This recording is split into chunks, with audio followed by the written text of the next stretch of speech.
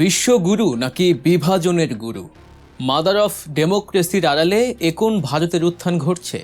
উন্নয়নের নামে রাস্তা চওড়া করার অজুহাতে রাতের অন্ধকারে যখন শতবর্ষ প্রাচীন মসজিদ আর মাজারগুলো বুলডোজার দিয়ে গুঁড়িয়ে দেয়া হচ্ছে, তখন সেই একই রাস্তায় দাঁড়িয়ে থাকা অবৈধ মন্দিরগুলোর গায়ে কেন আঁচড়টুকুও পড়ছে না? আইন তো সবার জন্য সমান হওয়ার কথা ছিল। তবে কি ভারতে এখন আইনের চোখেও ধর্মের চশমা পরানো হয়েছে? একদিকে সবকা সাথ সবকা বিকাশের গালভরা স্লোগান, অন্যদিকে সংখ্যালঘু বাজেটে ৬২% বিশাল কোপ। আন্তর্জাতিক মঞ্চে নিজেকে সুপার পাওয়ার প্রমাণের মরিয়া চেষ্টা, অথচ দেশের নাগরিক বিদেশে মারা গেলে টু শব্দ করার সাহস নেই সরকারের। ইতিহাস বিকৃতি, নাম বদলে রাজনীতি আর মেরুকরণের এক ভয়ঙ্কর বিষবাষ্পে কিভাবে পথ হারাচ্ছে ভারত। আর এই আগ্রাসী রাজনীতির ঢেউ কিভাবে আছড়ে পড়ছে পশ্চিমবঙ্গের বুকেও।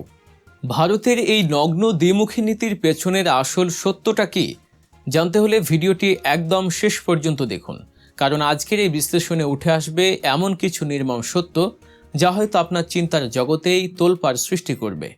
একটি দেশের কথা ভাবুন, যে দেশ নিজেকে আন্তর্জাতিক মঞ্চে বিশ্বগুরু বলে দাবি করে, G20-র মতো গ্লোবাল সামিটে সভাপতিত্ব করে, কিন্তু সেই দেশেরই অভ্যন্তরীণ রাজনীতির দিকে তাকালে চোখে পড়ে এক চরম বৈষম্য আর বিভাজনের অন্ধকার। আধুনিক আইনের নামে, রাস্তা সম্প্রসারণের নামে ভারতের বিভিন্ন শহরে চলছে এক অভিনব বুলডোজার জাস্টিস। ফুটপাত পরিষ্কার বা অবৈধ স্থাপনা উচ্ছেদের নাম করে বেছে বেছে নিশানা করা হচ্ছে একটি নির্দিষ্ট সম্প্রদায়ের উপাসনালয়কে। শতবর্ষের পুরনো মসজিদ বা মাজার চোখের পলকে মাটিতে মিশিয়ে দেয়া হচ্ছে। উন্নয়ন যদি সত্যি লক্ষ্য হয়, তবে সেই উন্নয়নের স্বার্থে সব বেআইনি স্থাপনাই ভাঙা উচিত, তাই না? কিন্তু বাস্তব চিত্রটা সম্পূর্ণ ভিন্ন।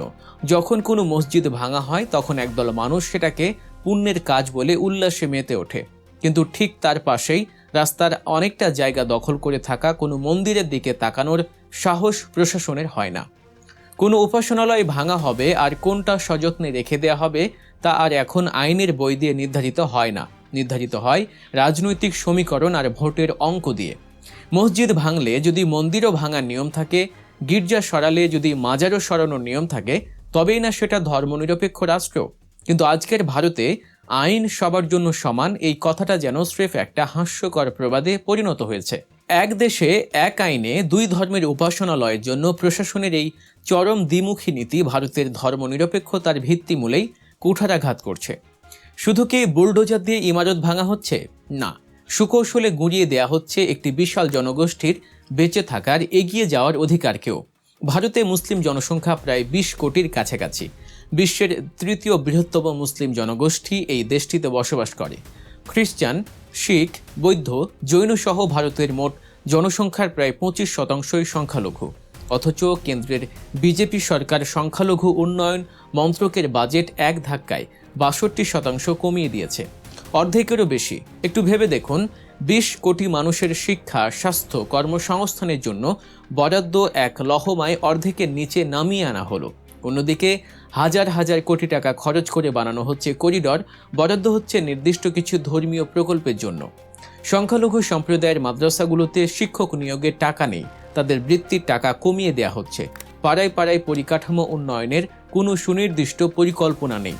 তাহলে প্রধানমন্ত্রী নরেন্দ্র মোদীর সেই বিখ্যাত স্লোগান সবকা সাথ সবকা বিকাশের আসল অর্থ কি? সবার বিকাশ কি কেবল একটি নির্দিষ্ট সম্প্রদায়ের জন্যই সংরক্ষিত? ২০০৬ সালের সাচার কমিটির রিপোর্ট পরিষ্কার দেখিয়েছিল যে ভারতে মুসলমানদের আর্থসামাজিক অবস্থা দলিতদের চেয়েও খারাপ। আজ প্রায় ২ দশক পর সেই অবস্থার উন্নতির বদলে আরও অবনতি ঘটানো হচ্ছে পরিকল্পিতভাবে। এই রাষ্ট্রীয় বঞ্চনা কি কোনো সভ্য গণতান্ত্রিক দেশের পরিচয় হতে পারে? এবার আসা যাক ইতিহাস বিকৃতির সেই নোংরা খেলায়। বর্তমান শাসক গোষ্ঠী খুব ভালো করেই জানে, বর্তমানকে নিয়ন্ত্রণ করতে হলে অতীতকে মুছে ফেলতে হয়, আর সেই লক্ষ্যেই চলছে অবিরাম নাম বদলের রাজনীতি। সম্প্রতি খোদ কলকাতাতেই রাস্তা বা ভবনের নাম পরিবর্তন নিয়ে শুরু হয়েছে তীব্র বিতর্ক। শ্যামাপ্রসাদ মুখোপাধ্যায়কে বাংলার জনক হিসেবে প্রতিষ্ঠিত করার এক সুপরিকল্পিত এজেন্ডা নিয়ে মাঠে নেমেছে বিজেপি। উদ্দেশ্য একটাই, নেতাজি সুভাষচন্দ্র বসুর মতো সর্বজনীন ধর্মনিরপেক্ষ ও অসাম্প্রদায়িক নেতাকে প্রান্তিক করে দিয়ে এমন একজনকে সামনে আনা যিনি হিন্দু মহাসভার সাথে যুক্ত ছিলেন এবং অবিভক্ত বাংলার বিভাজনের পক্ষে ছিলেন। আপনি কোন বাংলা চান? সুভাষ বসুর সেই অসাম্প্রদায়িক বাংলা যেখানে হিন্দু মুসলিম কাঁধে কাঁধ মিলিয়ে লড়াই করেছে, নাকি শ্যামাপ্রসাদের সেই বাংলা যেখানে ধর্মের ভিত্তিতে নাগরিকত্বের মাপকাঠি তৈরি হয়? বিজেপি চাইছে ইতিহাসের ন্যারেটিভটাই বদলে দিতে, আর এই কাজে তারা ব্যবহার করছে অনুষঙ্গ দ্বারা বিকৃতির নোংরা কৌশল। উদাহরণস্বরূপ 1946 সালের গ্রেট ক্যালকাটা কিলিং এর জন্য দায়ী হোসেন শহীদ সোহরাওয়ার্দী নামের সাথে মিলিয়ে কলকাতা বিশ্ববিদ্যালয়ের একজন সম্মানিত উপাচার্য, যার নামও সোহরাওয়ার্দী কিন্তু যিনি কোনোভাবেই ওই দাঙ্গার সাথে যুক্ত ছিলেন না, তাকে গুলিয়ে দেয়া হচ্ছে উদ্দেশ্য প্রণোদিতভাবে সাধারণ মানুষের মনে ক্ষোভ আর বিভ্রান্তি ছড়াতেই এই অপকৌশল।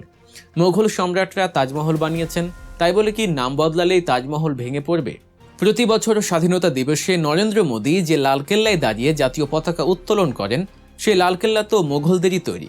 তাহলে কি ইতিহাস মুছে ফেলার তাড়নায় লালকেল্লাও ভেঙে ফেলা হবে? ইতিহাস মুছে ফেলা যায় না, কিন্তু বিকৃত করা যায়, আর ঠিক সেটাই প্রাতিষ্ঠানিকভাবে আজ ভারতে করা হচ্ছে। ভারতের এই দ্বিমুখী নীতির আরেক চরম নগ্ন রূপ দেখা যায় আন্তর্জাতিক মঞ্চে। বিশ্বের দরবারে ভারত যখন নিজেকে সুপার পাওয়ার হিসেবে তুলে ধরতে চায়, তখন তার মেরুদণ্ড কতটা শক্ত। হরমুজ প্রণালীতে যখন আন্তর্জাতিক জলসীমায় আক্রান্ত হয়ে ভারতীয় নাগরিক নিহত হন, তখন ভারতের প্রধানমন্ত্রী নীরব থাকেন, কারণ ওয়াশিংটনের বলয় থেকে ধমক আসার ভয়।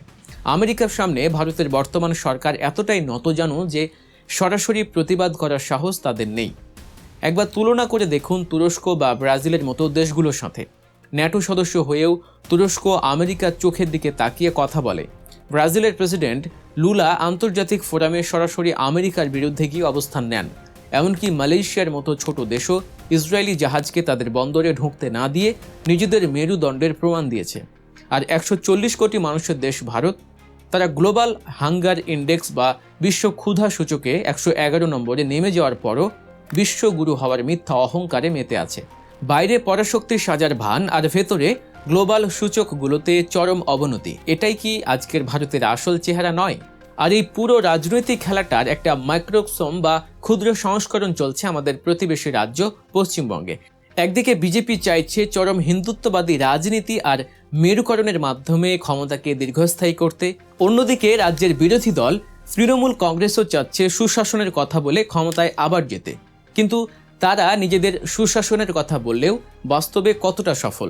তাদের আমলে সরকারি কর্মচারীরা ডিএর দাবিতে মাসের পর মাস রাস্তায় বসেছিলেন। চাকরি প্রার্থী তরুণ তরুণীরা নিজেদের ন্যায্য অধিকার চাইতে গেলে তাদের জুটেছে পুলিশের লাঠিচার্জ। একের পর এক নিয়োগ দুর্নীতিতে শিক্ষা ব্যবস্থা ধুঁকছে। আর এই দুই দলের রাজনৈতিক রেষারেষি, ইতিহাস বিকৃতির তরজা এবং একে অপরকে দেশদ্রোহী প্রমাণ করার খেলায় আসলে পিছছে কারা? পিছছে সাধারণ মানুষ, শিক্ষা, স্বাস্থ্য আর কর্মসংস্থান। একটি সরকারের মূল 3টি দায়িত্বেই যখন চরম ব্যর্থতা দেখা যায়, তখন সাধারণ মানুষের চোখ ঘোরাতেই এই নাম বদল, মসজিদ ভাঙা আর ধর্মীয় উন্মাদনার আশ্রয় নেওয়া হয়। সত্য জানা এবং সত্য বলাটা আজকের দিনের সবচেয়ে বড় প্রতিবাদ। আমরা আমাদের দায়িত্ব পালন করলাম, এবার আপনার পালা। এই চরম বৈষম্য, দ্বিমুখী নীতি সম্পর্কে আপনার কি মতামত তা অবশ্যই কমেন্ট করে আমাদের জানান। ভিডিওটি বেশি বেশি করে শেয়ার করুন যাতে এই নির্মম সত্যগুলো সবার কাছে পৌঁছায়। দেশ বিদেশের এমন আরও বস্তুনিষ্ঠ বিশ্লেষণধর্মী ও সাহসিক খবর পেতে এখনই সাবস্ক্রাইব করুন গল্প নিউজ। ভালো থাকবেন, সচেতন থাকবেন। দেখা হবে পরবর্তী ভিডিওতে। আল্লাহ হাফেজ।